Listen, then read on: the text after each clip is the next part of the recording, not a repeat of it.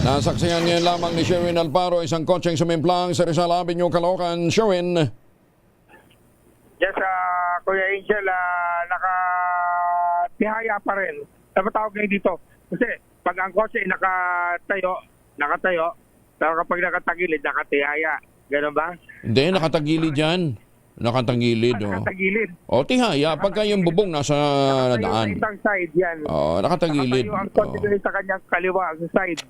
Ito yung matapos na kumanto, sumemplang ng mabangga sa isang malita poste. Sa may kabaan ng Rizal Avenue, sa may kanto nitong 3rd Avenue dito sa Caloocan City. Itong naturang sasakyan ay isang Mitsubishi Mirage na may plakang Nancy Kilo Papa 9528. Ito yung isang TNBS service at minamaneho ng driver na, Kuya, okay lang, makakausap ka namin. Ano nangyari dito? Sa DZRH? Okay. Kuya, ano nga pangalan po, Kuya? Gabriel po. Paano nangyari, Kuya? Nakatulog po ako eh. Pagod. Ako po. Napagod. Problema din po. Problema po sa pamilya. May pinagdadaanan. Opo. Ako, may pinagdadaanan ng bigla na lang sumalpok ka, parang gano'n sumalpok. Opo, napapikit po ako eh.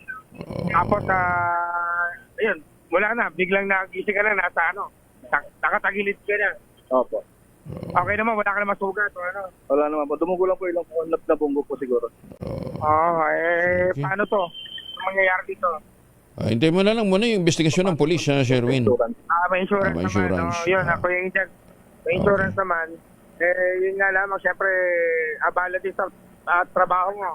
Opo.